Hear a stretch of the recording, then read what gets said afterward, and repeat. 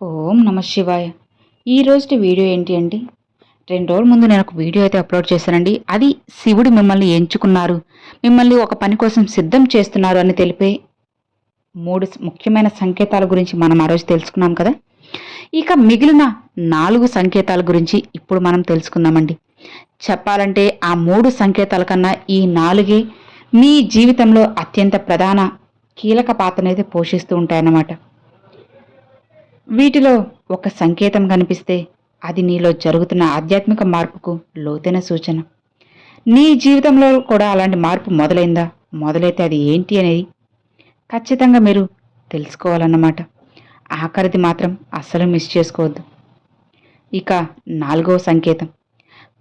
మిగతా 3 మనం ఒక వీడియోలో అయితే అప్లోడ్ చేసినాం. ఇంకా చూడనవంటే ఖచ్చితంగా చూడండి. అలానే 4వది, కోపం వచ్చినప్పుడు ఆగగలిగినవాడు, బాధ వచ్చినప్పుడు తట్టుకొని నిలబడగలిగినవారు, ద్వేషం వచ్చినప్పుడు క్షమించగలిగినవారు, నిజంగా జీవితంలో ఎదిగిన మనిషిగా మనం గొప్పగా చెప్పుకోవాలి. జీవితంలో తీవ్రమైన కష్టాలు లేదా బాధలు ఎదురై ఉండటం మనిషి అతలాకుతలమైపోతారు. జీవితంలో తాను కూడా తప్పులు చేస్తున్నానని గ్రహించడం చాలా పెద్ద జ్ఞానానికి దారితీస్తుంది. కోపం వల్ల నష్టాలు అనుభవించడం చాలా మందికి సాధ్యపడి ఉంటుంది. అవును కదా. ఒక మంచి మార్గానికి దారి తీసే సమయం, ఆ సమయం విలువ తెలిసినప్పుడు మనశ్శాంతి విలువ తెలుసుకోవడం చాలా దగ్గరగా ఉంటుంది. అహం తగ్గి సహనం పెరగటం మహాభక్తులకి జ్ఞానులకి మాత్రమే సొంతం. ఇక ఇలాంటి వ్యక్తి సాధారణంగా ఎలా ఆలోచిస్తారు? ఖచ్చితంగా ఎలా ఆలోచిస్తారంటే, ప్రతి యుద్ధం గెలవాల్సిన అవసరం అస్సలు లేదు, నా మనశ్శాంతి కోల్పోవడం కంటే కొన్ని విషయాలను వదిలేయడమే చాలా మంచిది కదా. ఇది అస్సలకి బలహీనత అయితే కాదు, మరీ చెప్పాలంటే ఇదే బలమని తెలుసుకోవాలి. అంటే అందరికీ నచ్చేలా జీవించడం కాదు, అవసరమైన చోట లేదు అని ఖరాఖండిగా చెప్పడం కూడా కొన్ని సందర్భాల్లో నిజమైన మంచితనం అవుతుంది. కరుణతో పాటు వివేకం కూడా కలిగి ఉండాలి.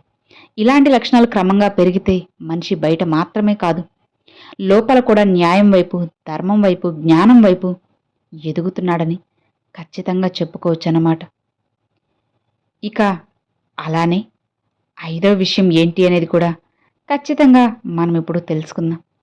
మనసు పెట్టి శివయ్య మీద ఏకాగ్రతతో ఓం నమ శివాయ అని చెప్పి కామెంట్ చేసి ఖచ్చితంగా 5వ విషయం ఏంటి, శివుడు మనల్ని సిద్ధం చేస్తున్నారు అని చెప్పి 5వ విషయం ఏంటి అనేది ఇప్పుడు మనం విందామా. ఇతరుల బాధలను అనుభవించడం. ఇది ఎంతమంది చూడగలుగుతున్నారు? ఆత్మ పరిశీలన ఎంతమంది చేసుకుంటున్నారు? మనలో ప్రతి ఒక్కరు లోపల మీరు ప్రశ్న వేసుకోండి. ధ్యానం లేదా ఆధ్యాత్మిక ఆలోచనలు ఎంతమందికి వస్తున్నాయి? జీవితానికి అర్థమనేది వెతుకుతున్నామా? స్వార్థం కంటే మానవత్వానికి ఎక్కువ విలువిస్తున్నామా? మంచి పనులు చేయాలనే కోరిక ఇది పేరు కోసమో ప్రశంసల కోసమో కాదు, ఎవరు చూడకపోయినా సరే మంచి పని చేయాలని మనసు పెట్టడం అన్నమాట.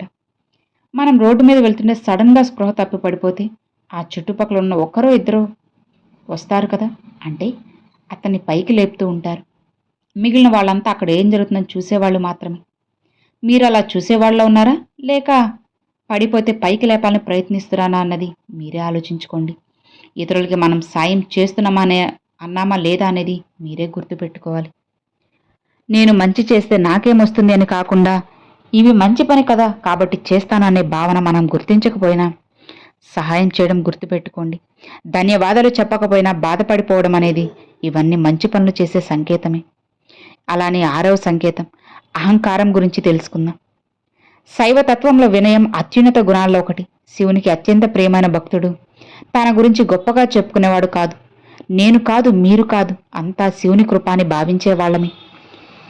అహంకారం అంటే అసలు ఏంటి? శైవ సిద్ధాంతం ప్రకారం నేనే చేశాను, నా వల్లే జరిగింది, నేను అక్కడ జరగకపోయినట్లయితే, నేను చేయకపోయినట్లయితే అక్కడ ఏం జరిగి ఉండేది, నాకంటే గొప్పవారు లేరు, నా శక్తి, నా తెలివి అనే భావన, ఇవన్నీ కూడా అహంకారానికి సంబంధించినవి. తర్వాత వినయం అంటే ఏంటి? తన్ని తాను తక్కువగా చూసుకోవడం కాదు. నిజమైన వినయం అంటే నాకు వచ్చిన శక్తి కూడా శివుని ప్రసాదమే, నేను కేవలం ఒక సాధనం మాత్రమే, కర్త శివుడు, నేను ఆయన చేతిలో ఒక పరికరం అని జీవించడం. అవునా? శైవతత్వంలో ప్రతి విజయానికి మూలం శివానుగ్రహమే అని చెప్పుకోవచ్చు. శైవ ఆగమాలు, శివపురాణం, తిరుమంత్రం వంటి గ్రంథాలు చెబుతున్నవి. ఇవన్నీ అహంకారం మాయకు బంధిస్తుంది. ఏమన్నాను అన్న అహంకారం మాయను బంధిస్తుంది. వినయం శివుని దగ్గరకు తీసుకెళ్తుంది.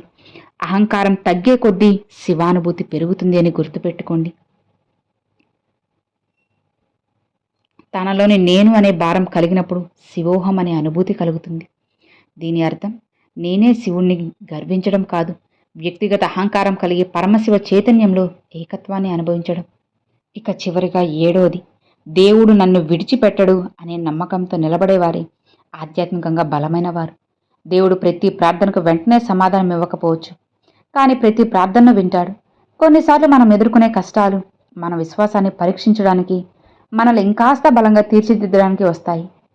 ఎగ్జాంపుల్గా, బంగారాన్ని అగ్నిలో శుద్ధి చేసినట్లే మనిషి కూడా బాధల కష్టాల ద్వారా శుద్ధింపబడి దృఢంగా నిలబడతారు. కాబట్టి కష్టాలు వచ్చిన నిరాశ చెందకుండా ప్రార్థనలో స్థిరంగా ఉండాలి. దేవుని సమయం మన సమయం కంటే చాలా గొప్పది, విలువైంది. ఆయన ఆలస్యం చేసినట్లు అనిపించినా సరైన సమయంలో మంచిదే ఇస్తారు. కష్టాలు శాశ్వతం కాదు, కానీ దేవునిపై నిజమైన విశ్వాసం శాశ్వతమే. ఇదే మీ జీవితంలో చాలా మంచి విషయాలను కూడా మీకు తెలియచేస్తుంది. నేను మీకు ఒక ముఖ్యమైన విషయం కూడా చెబుతాను, జాగ్రత్తగా వినండి. ఈ నిమిషం జాగ్రత్తగా పరిశీలిస్తే ఇక్కడ నేను చెప్పే నేను వినే మీరు అందరూ ఈ క్షణంలో ప్రత్యక్షంగానో పరోక్షంగానో కలుసుకున్నాం కదా. వినేవారిలో ఒంటరిదనం అనే ఆలోచన ఉన్నవారికి ఎక్కువ మందికి నా మాటలు చేరుతాయి. సంతోషాల్లో మునిగి ఉన్న ఎవ్వరికీ కూడా నా మాటలు వినే అవకాశం చాలా తక్కువ. విన్నా అర్థం కాదు. ఎందుకంటే సంతోషాల్లో ఉన్నవాడు వీటి గురించి పట్టించుకోరు. కేవలం బాధలో శివను ప్రార్థించే వాళ్ళే వెలుగును వెతుక్కుంటూ ముందుకు అడుగులు వేస్తారు. అవును కదా. ఆ అడుగులు కనిపించే వెలుగును అందరి ముందుకు తీసుకురావాలని నేను కోరుకుంటూ ఈ వీడియోనైతే మీకు తెలియజేశాను. మరి నేను చెప్పినట్లుగా ముందు వీడియోలో 3 సంకేతాలు, ఈ వీడియోలో 4 సంకేతాలు చెప్పాను కదా. ఈ 7లో మీకు ఏ సంకేతాలు కనిపించింది నాకు తప్పకుండా కామెంట్లు అయితే షేర్ చేసుకోండి. మరి ఈ వీడియో మీకు ఎలా అనిపించింది, మీ జీవితం ఎలా మారుతుంది అన్నది కూడా నాకు తప్పకుండా కామెంట్లు అయితే షేర్ చేసుకోండి ఫ్రెండ్స్. ఈ వీడియో మీ అందరికి నచ్చినట్లయితే ఒక చిన్న లైక్ చేయండి, మీ ఫ్రెండ్స్ అండ్ ఫ్యామిలీస్కి షేర్ చేయండి. ఫస్ట్గా మన ఛానల్ చూసేవాళ్ళు సబ్స్క్రైబ్ చేసి సపోర్ట్ చేయండి ఫ్రెండ్స్. Thanks for watching. ఓం నమ శివాయ. శివాయ నమః.